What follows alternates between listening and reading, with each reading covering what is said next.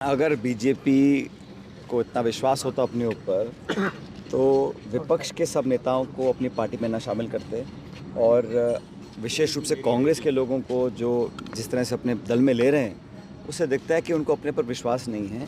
और प्रचार एक होता है, दावे करना एक होता है, ज़मीनी हकीकत दूसरी होती है।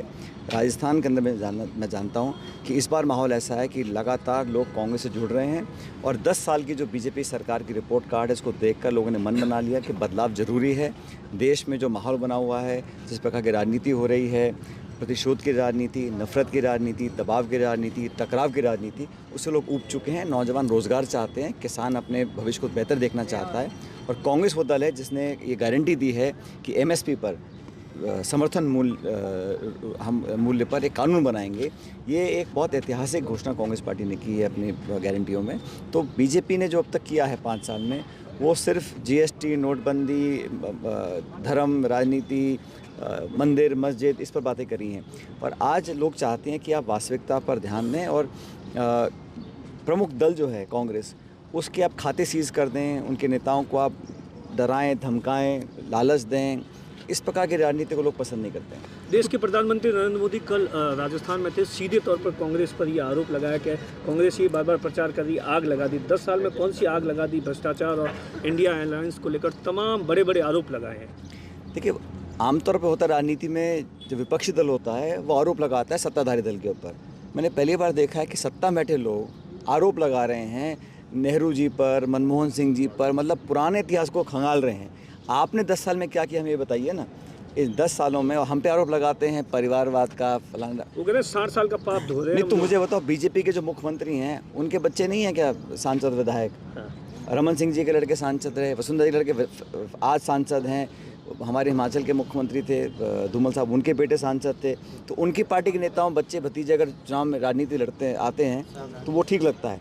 और एनडीए जब बिखर गया है और इंडिया अलायंस मजबूत हो रहा है तो बीजेपी में एक डर पैदा हो गया कि ये इंडिया अलायंस की पार्टीज़ का जो वोट शेयर है वो 65% था 2019 में और एनडीए को टोटल 35% वोट मिले थे।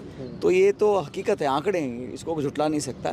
इसीलिए ताबड़तोड़ रैलियां कर रहे हैं, नाना प्रकार की बातें कर रहे हैं, दुष्प्रचार कर रहे हैं, दावे कर रहे हैं, मीडिया का दुरुपयोग भी हो रहा है। लेकिन मैं मानता हूँ कि जनता सब जानती है और इस देश का मतदाता बहुत समझदार है। बीजेपी को लेकर आप कांग्रेस में थे, उस समय भी आवाज़ उठाते रहे थे, अब ताबड़तोड़ कार्रवाई हुई। मैं तो नौजवानों के हित की बात करता रहा हूँ, चाहे हम सत्ता में रहें चाहे विपक्ष में रहें। और पेपर लीक जैसे गंभीर मुद्दे पर अगर हम लोग जड़ तक पहुंचकर बड़े लोगों को एक्सपोज करते हैं तो उसका मैं हमेशा स्वागत करता हूं। लेकिन भाजपा की सरकार को प्रतिशोध और बदले की भावना से काम नहीं करना। कल भी जिस प्रकार एक मंत्री का बयान आया वो बड़ा अशोभनीय है। इस प्रकार की धमकियां देना जब आचार संहिता लगी हुई है, ये एक जिम्मेदार पद पर बैठे व्यक्ति को नहीं करना चाहिए। सर, आप जिस सीट पर खड़े हैं वहाँ पर केंद्रीय मंत्री कैलाश चौधरी है। बड़ी चुनौती है बीजेपी कांग्रेस के लिए यहाँ पर?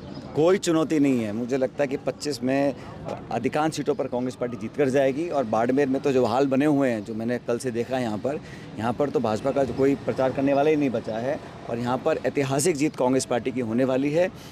हम लोग पूरी ताकत से लड़ रहे हैं, एकजुटता से लड़ रहे हैं और धर्म जाति से उठकर हम मुद्दों की बात कर रहे हैं और कांग्रेस पर लोगों का विश्वास है। यहाँ पर रविंद्र सिंह भाटी भी कांग्रेस के लिए एक बड़ी चुनौती है, मुस्लिम वोट बैंक को लेकर। वो भी खड़े हैं, निर्दलीय विधायक है। मैंने कहा ना भाई, हर एक को आज़ादी है चुनाव लड़ने की, वो निर्दलीय हों, किसी दल के हों, लेकिन कौन जीतेगा कौन हारेगा इसका निर्णय जनता करेगी।